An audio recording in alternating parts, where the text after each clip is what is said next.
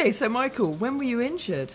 Oh, nice easy one to start with. Yeah. I've been injured since October 2000, so over 17 years now. I was injured when I was 28 playing rugby, which a bit of a tackle went wrong. It was a silly little tackle actually, it wasn't just a little knock as I carried the ball and the opposition players in front of me, and that was it.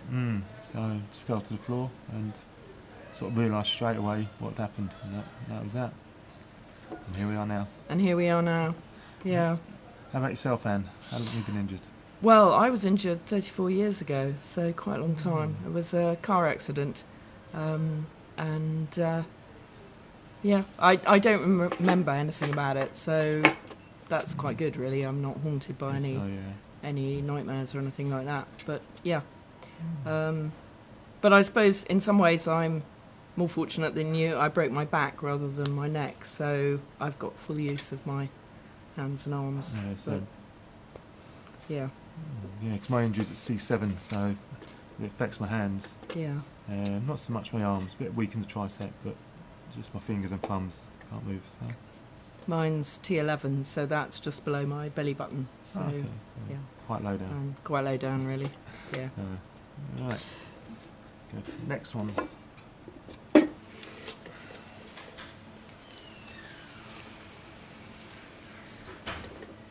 Oh, skin getting worse over time. How's that been for you? Oh, that has been a real issue for me, actually. When I was first injured, I thought my skin was really good, and I used to bounce around all over the place and not have to think too much. And over the years, I've had to get better and better cushions because my skin is more vulnerable. And earlier this year, I spent a month in bed, which was, not good, because I had a pressure mark and I didn't want it to get worse. They take a very long time to get better. They come on so quickly, don't they? Have you had any? Yeah, I had one right at the very beginning, from before I got into the spinal centre. So I was 2 weeks in the general hospital, and I got a sacrum sore after about 4 days. But the staff there, they didn't know much about it, so they still got me up. They get me up in a wheelchair after 4 days after injury. What? Yeah, exactly. Like, I didn't know any different, did I? So, okay, I think. Yeah. So then when I got to State Mandeville, and they're doing the initial assessment, they saw that and they were disgusted. And that ended up with about 3 months in bed. Yeah. So. And is it more vulnerable now? Have you had to? No, it's been alright. I think, in a sense, it's been a bit of a cloud with silver lining because it's made me so vigilant about it. Yeah. But have you noticed your skin sort of getting worse as you? I'm a bit like you. About a year ago, I was 3 weeks in bed, but that was more from on my shower chair where the pad is worn away, and I was sitting on it, and I didn't realise it was on a bit more on the hard, solid part. That's the thing you have to be so careful about, isn't it? Because I just didn't realise that my cushion wasn't inflated properly, and then it was all over Christmas, and I spent a lot of time in the car and sitting in traffic jams, which was very boring, and ended up having to with quite a nasty red mark at the end. No, just keep an eye on it really, because like you say, you can't feel it. It's over time. It go and then all of a sudden hits. Yeah. Not good. Yeah. All right. Try another one. Go for it. Oh, weight gain. Has this been something you've experienced over the years? It's something I'm always wary of. Yeah. Especially now with being in the chair, and it's got no function for my chest down, so I'm okay like my arms and my shoulders and that. I do a lot of pushing in the evening, go out to sort of a bit of fitness and that, but it's just watching the weight in the stomach and the legs areas get lots of spasms, so it keeps the spasms help, don't they? Do they help to keep? They sort of keep the muscle tone though, so it keeps the weight on my legs. Yeah. And then mainly around the stomach, so I go through stages where I have to watch what I eat because I feel the weight coming on, and Easter is a bad time, isn't it? Easter and Christmas. Easter and Christmas. I know. I have a real weakness for chocolate. Yeah, no, I'm just terrible with chocolate and cakes. They're my weaknesses, and especially when I go visiting, family. Yeah.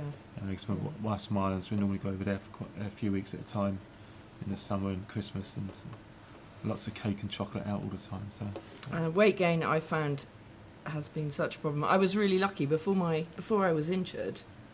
I could pretty much. I think I had quite a high metabolic rate, and I could eat most things and didn't put on weight. But yeah, it's a lot harder now. Yeah, no, it is. I mean, like me before I was injured, I was playing rugby all the time down the gym. Yeah. So Yeah. you're sort of eating the right foods anyway, and you can eat lots because you've burned it off. And even after injury, I played wheelchair rugby quite a serious level. Did you? Yeah, so I was sort Good of stuff. on the GB fringes of GB squad. So you're training 5-6 days a week. So you're eating the right stuff then, and you've. Do you still play now? I went back to it last year after 10 years of not playing. So I'm just training once a week now. Is that something that's harder to do now, though, or not? Not so much now because I'm not playing at the same intensity. Yeah. You know, so Yeah. it's just as I go out in the evening, do a few pushes for a bit of fitness and maybe sort of a few weights at home. So this just varies up the training night. It varies up the fitness one day a week, Thursday night. You know, Good stuff. Yeah, it keeps me there. Yeah. Right. Should we have another one? Yeah. Go for it.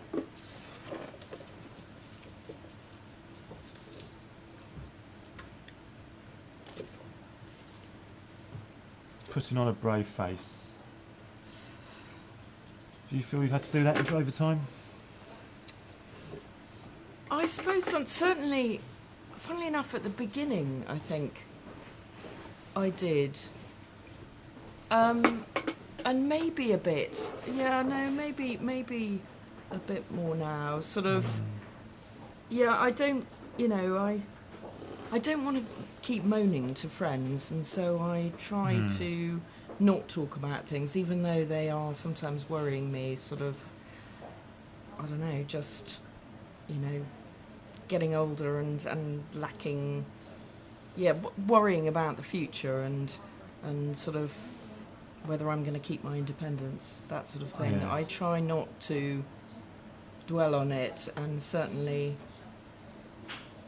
it's something I don't find easy to talk about. No. As you can probably see, I'm not finding it easy. What about you?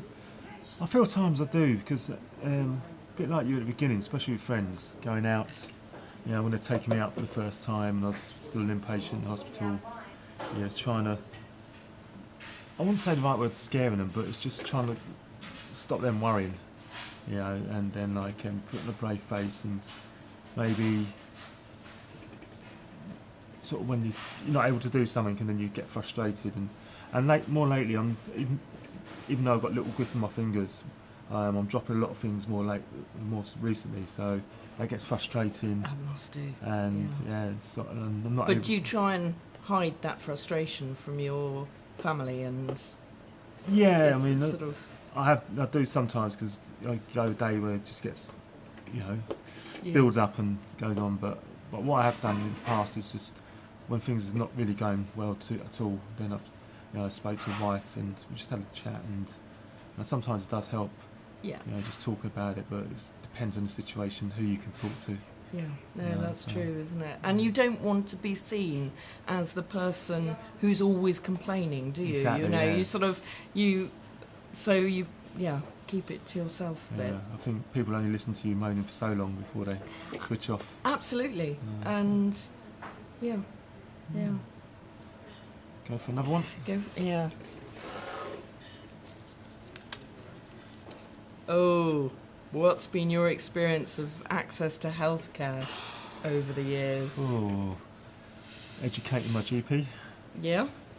Educating my district nurse. Yeah. When I used to have a district nurse, and even when I first came out of hospital, I had sort of carers come in the morning, and that was hard work sometimes because they weren't necessarily spinally trained.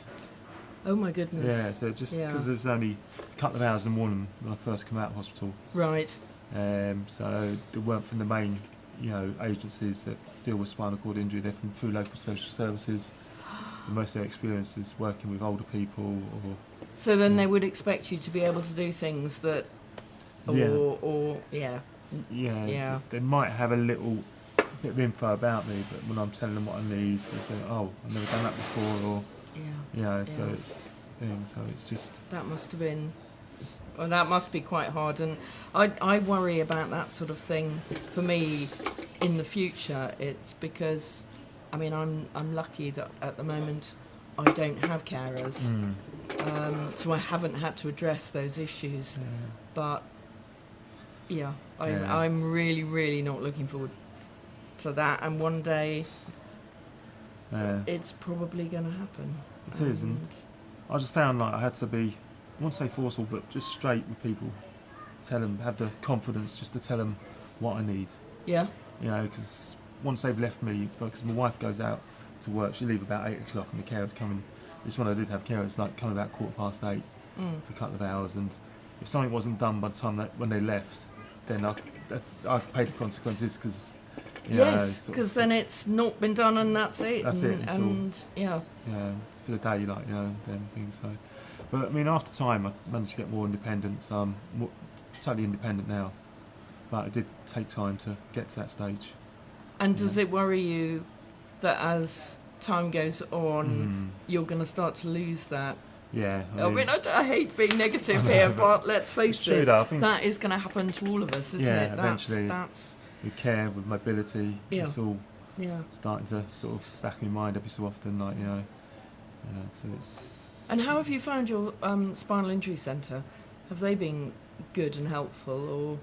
Yeah, no, they have, but I tend to fall off the list.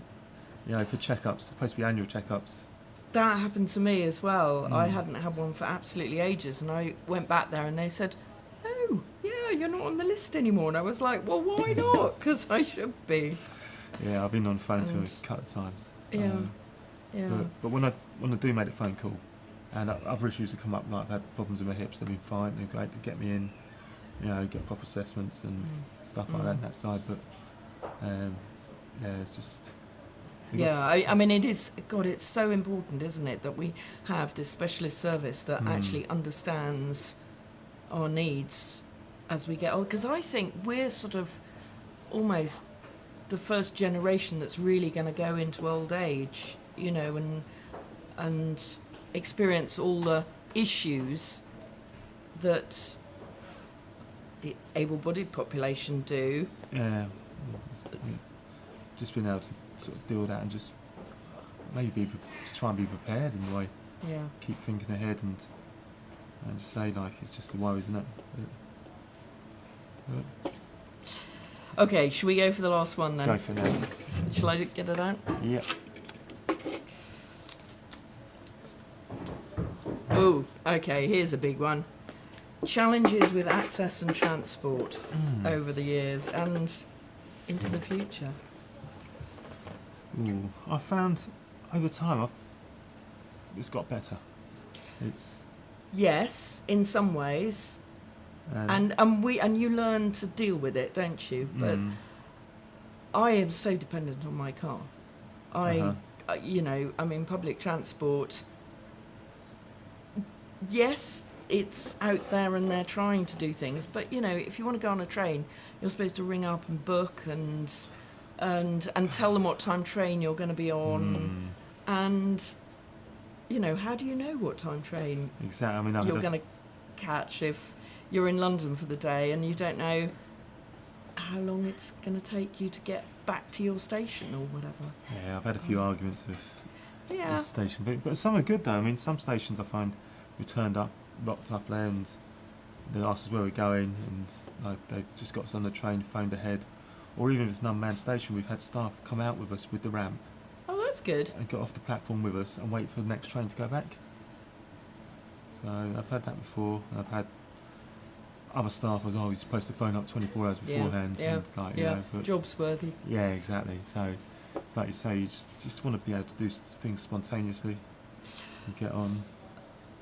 That is one of the downsides, isn't it? That spontaneity tends to go a bit, and I think particularly, you know, well, I've got better now over the years. Sort of, there are certain things I can do spontaneously because I know that it's going to be accessible when I get there, but I still do check out an awful lot, make phone calls, and And parking is always a big problem, sort of, Yeah. where am I going to park? And Yeah, if I go into town now, because I live on the edge of sort of London, out in Harrow, so if I go into town, I always get the train in, the underground. And use the underground. yeah, Oh, that's good. and actually that's quite, for what stations are accessible, ones with the ramps where they've got to get the ramps out for you, I haven't They're had too good. many bad experiences at all. The phone ahead, so like, I think London is getting better. I think some of the other, yes, but some of the other cities outside London aren't so good. maybe not. But Um,